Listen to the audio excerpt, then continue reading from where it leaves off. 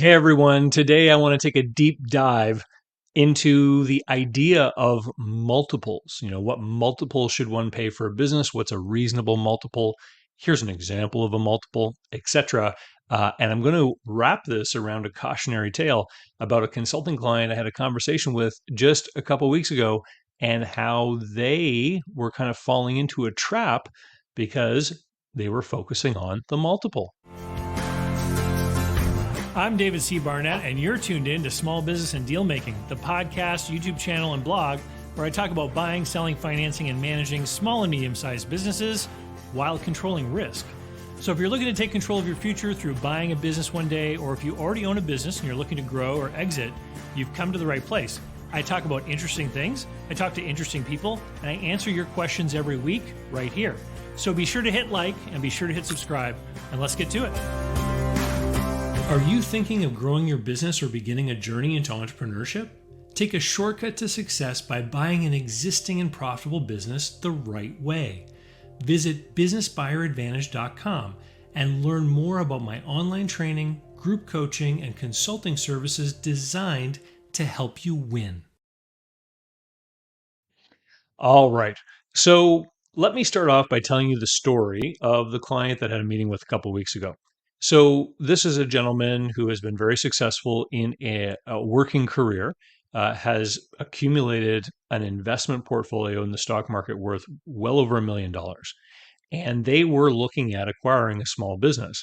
And the reason why these elements are important is because they were not going to go and get a business acquisition loan. What they were going to do was get a margin loan against their stock portfolio and use that money to buy a business. So they were leveraging their stock portfolio to buy a business, 100% finance, no money down, because they had this other wealth that they had accumulated. And so people in this kind of position, whether they've got real estate they can leverage or they've sold a house and they've got cash in the bank, for example, or like this individual who had the stock market portfolio, they actually fall into kind of a risky category of people. Why? Because they don't have to go through the hoops to demonstrate the validity of their deal to a banker, right? And so, if you have money, you can do with it as you wish, and it opens up a lot of doors for opportunities, obviously. But if you have to go and present your case to a lender and have the lender evaluate and analyze the deal and sort of tell you why they won't do a deal, for example, it can give an extra set of eyes, an extra layer of sort of diligence or common sense on the deal. So we didn't have that in this situation. What the buyer did do is book a call with me.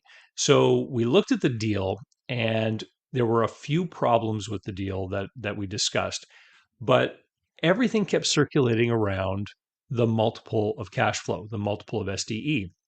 And the seller had like an upgraded premium account with one of the online marketplaces where they could actually see reported trade data. And so the seller was basically trying to make this argument: here's what my business is worth as a multiple of SDE, because here are what other recent transactions have been.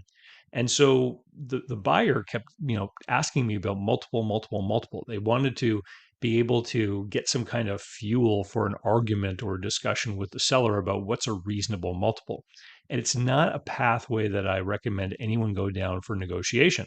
And here's why: is if you just start arguing about the methodology of evaluation, um, it can become confrontational, right?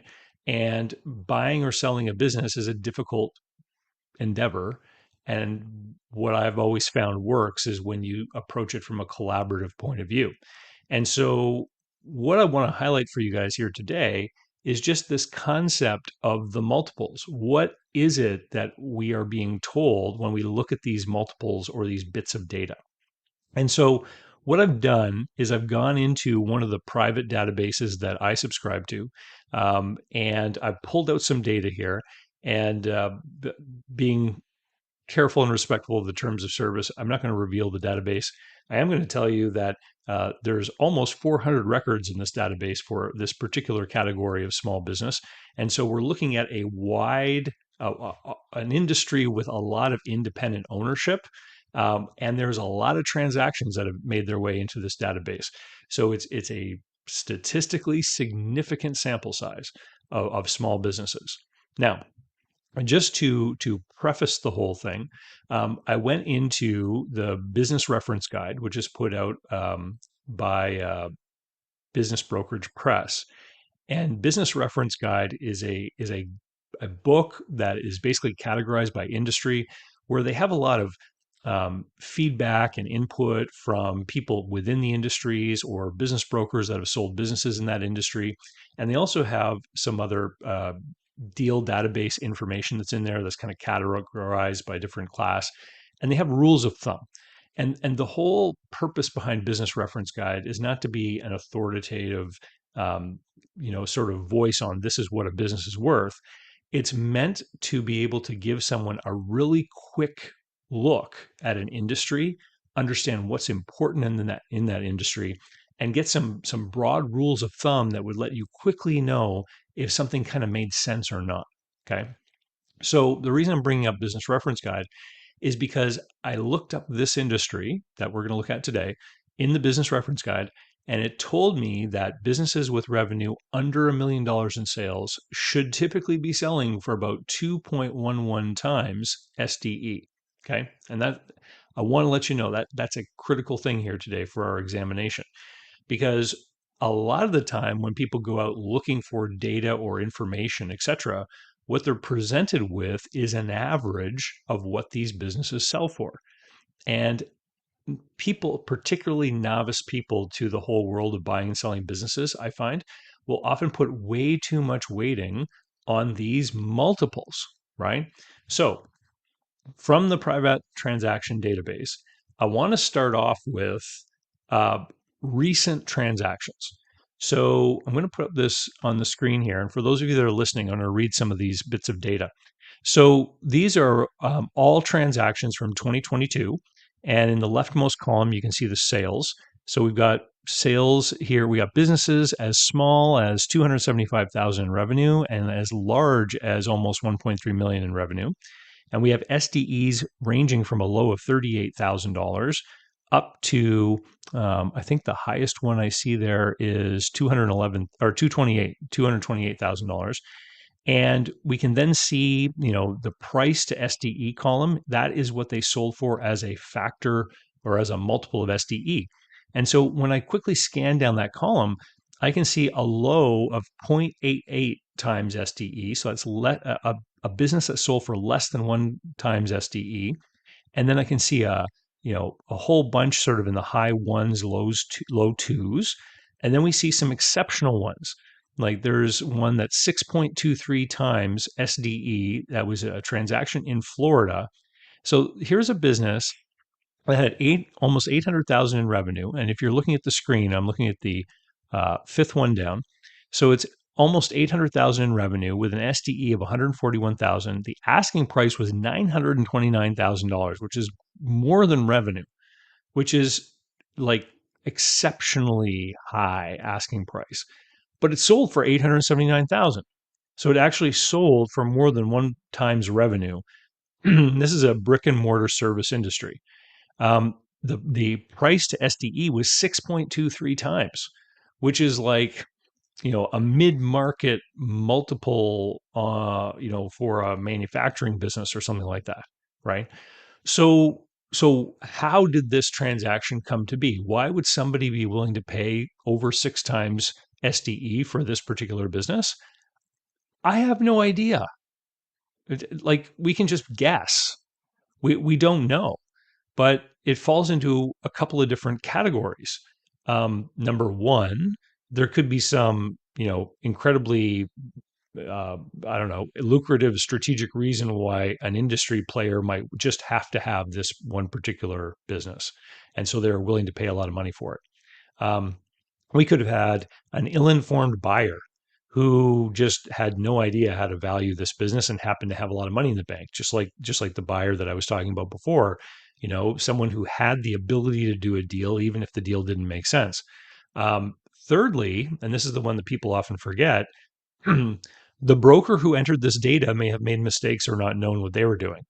Um, Ever run into a business broker you didn't think was quite competent? Well, some of those people are putting data into these databases. So when I look at this, I realize, hey, just based on this recent data, we can't really tell what the going price is for this kind of business as a multiple of SDE. They're all over the place, right? So let me highlight sort of this strange or weird high multiple there, because I went and did a search for all kinds of high multiples. Now, you can see on the top line there is a business with $440,000 of revenue. The SDE was $2,000.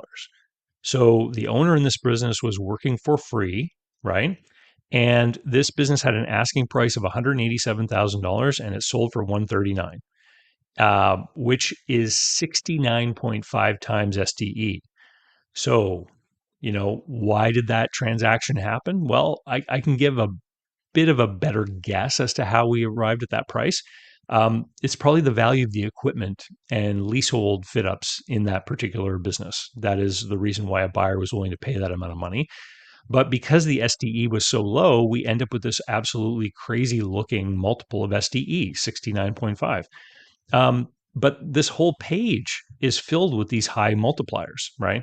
35 times, 18 times, 13 times, 10 times. And you get down there to the bottom and you have 5.8 times, etc.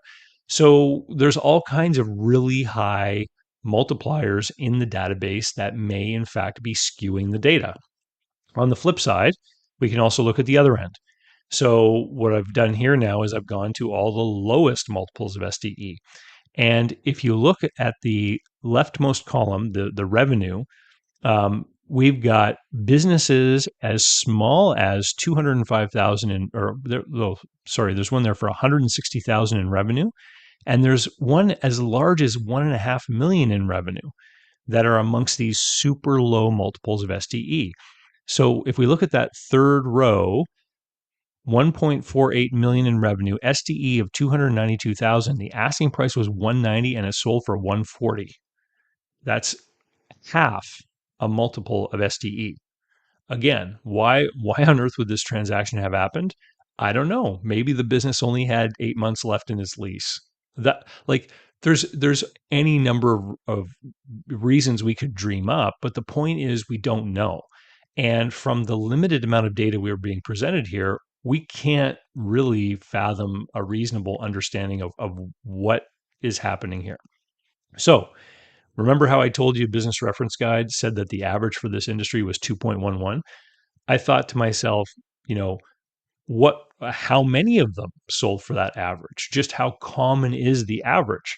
So I looked it up. In this entire database of almost 400 records, there's only 3 transactions that occurred at 2.11 times SDE. You can see them there in the middle. And I put the 2.09 and the 2.12 one in there just to bracket it to show you where these land. So you can see that these businesses range in size. The SDEs range from a low of 66 to a high of 293, but there's only 3. And the whole point is just to say that when you're looking at averages of a big group of numbers, the average or even the median may not be an informative piece of data if you're going to base your whole transaction on it. So, how do we use these bits of data? Well, when I go looking at businesses, I will look at these databases and I will try to find businesses that have similar revenue levels and look in the database to see if I can find similar types of transactions. So businesses that have approximately the same revenue, the same SDE, and I'll look for what other people paid for them. But this is not fully informing the decision about what you're going to pay for a business. It's just a guidepost. It just says, like, here's what other people have paid. It's an indicator of what the risks are that they saw. You then have to actually go through the exercise of figuring out, and sometimes you make an offer based on these multiples, but before you actually finish due diligence, you have to build a full cash flow forecast. And you have to figure out all the things that are going to come out of that SDE number. So what do we have to pay out of SDE? Well, if you saw my video that was released a couple years ago, why SDE is not cash flow, we'll put a link to it here somewhere. If you check out that video, what you'll realize is that SDE is not money in your pocket. SDE stands for seller's discretionary earnings. Out of that money, think of it like a budget. Out of that budget, we have to do several things. Number one, we have to do our debt service, right? We have to, which is interest and principal. Only the interest is an expense for tax purposes. We have to take home pay for ourselves because the definition of SDE is the amount of money available to an owner operator that works full time in the business. So we have to take a paycheck out of that for ourselves too, if you're going to buy the business and be the operator. Um, Income taxes have to be paid out of that SDE number, right? And then because we add back depreciation and amortization, you got to be able to take care of any capex. So if the business is going to require new equipment or machinery, that would normally be recognized by an accountant through depreciation on the income statement, that's got to come out of SDE as well. So my buyer that I met with, he was in California. He was looking at this SDE number and he was figuring that he could apply half of that to debt service. Debt service coverage ratios should really be looked at with respect to EBITDA, not SDE. Why? Well, because you need to pay yourself. You're not going to contribute 50% of your labor to servicing the debt, right? So the very first thing you have to do is you have to take out that labor component for the fair market wage of a manager in that industry. That leaves you with EBITDA. I think that you should only commit 50% of that EBITDA to debt service, which would be a 2 times DSCR, right? Some lenders will let you go as low as 1.25, which I think is dangerous because what are the other things that have to come out of there? You got to also cover your capex and taxes. So in my conversation again with this fellow, and I mentioned he's in California because this is important. The seller showed him recent comparables of other businesses in his industry that had recently sold for multiples, some of them as high as 3 times SDE. But many of those transactions were in places like Texas and Florida. Why is that important? Well, Texas and Florida do not have a state income tax. California's got tax rates that rival my own Canadian tax rates, right?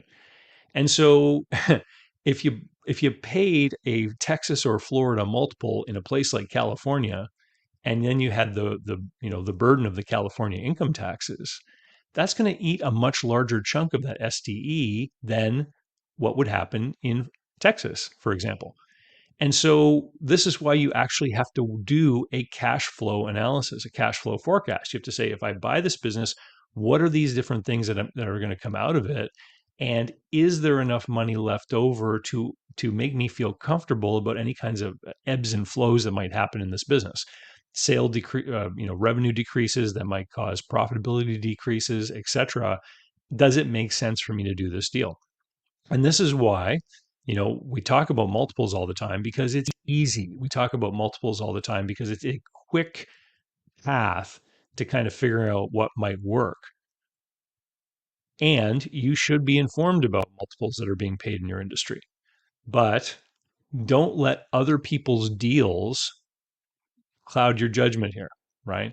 As we looked at in these examples, there can be people that for whatever reason pay crazy prices for business.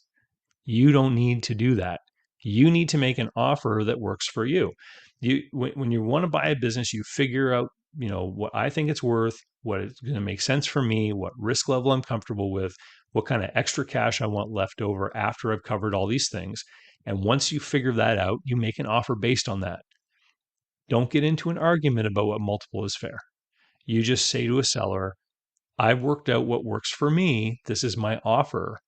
And if they don't want to sell it to you for that amount of money, that's their choice. All we're doing when we're trying to buy a business is we are engaging in a sales effort. We are presenting an opportunity to exit. And in any sales effort, all you can do is present opportunities for people to choose to participate in. That's all a salesperson can do. And so you present your opportunity. If they think they can get more from someone else, if they think they can find someone who's willing to pay more, who doesn't know any better or has other resources, then they might do that. It doesn't mean that you should stretch yourself to try to compete for that deal that doesn't make sense. You have to make deals that make sense for you. You have to make offers that make sense for you. And from experience here, working with hundreds of people that have bought businesses, oftentimes, if you're willing to retreat, you may still get an opportunity to have that conversation in a few months' time. So, I wanted to give you an insight into some of the data that's available. I wanted to give you an insight into how that data can sometimes end up in articles, on websites, etc., and why you should take a lot of that stuff with a little grain of salt. And if you are serious about going down this path and buying a business, I would highly recommend that you head over and go to businessbuyeradvantage.com, where you can learn more about my program. There's a great tool within that program that helps you analyze a business quickly based on its cash flow, and what would make sense for you, and incorporating all of the aspects of the investment. I mean, the type of business that I was discussing with that fellow a few weeks ago didn't really have a large operating capital component or anything like that. But this is another place where people mess up: is they will look at an asset sale, they'll look at multiples in an industry, but then certain components that are required to make it operate won't be included, like certain operating capital components. And so you need to incorporate those in your analysis too, because the total investment you make may not be what you give to the seller. It may be what you give to the seller plus other resources you have to then input into your own new entity. Anyway, head to businessbuyeradvantage.com, learn more about that. And cash flow forecasts, if you need help with this, bizplanschool.com is where you can find my complete cash flow forecasting and business plan writing program, where I will teach you from a blank sheet how to build and model any business out there with 5 different example companies that we work through over the course of the program. Some of them are acquisitions, some of them are startups, just so that you can learn how to do this on your own and build yourself a truly functional model in Excel on what the business is going to be doing, what the performance is going to be with your scenario, with your figures and your debt service, etc. And with rising interest rates, it's more important than ever to be able to build a model that you can then play with and say, what if rates do this or rates do that, etc. Anyway, thank you very much. Hope you're enjoying it. Please hit the like, thumbs up. And if you've enjoyed this, share it on other platforms. It's a really big indicator to the YouTube algorithm that you've enjoyed the content. And yeah, hope you're having a great day. Thank you so much. And with that, I'll say, see you later. So, how can you learn more about buying, selling, financing, and managing small and medium-sized businesses? Easy. Go over to my blog site, davidcbarnett.com, where you can learn more about me and how I work with my clients. You can learn more about my books and courses that I've prepared for you. You can find out how to subscribe to my email list, the YouTube playlists, and more.